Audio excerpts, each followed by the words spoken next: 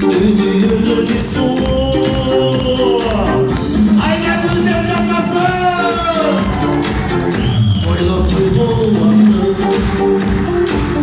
Toy bir günler bulmasın.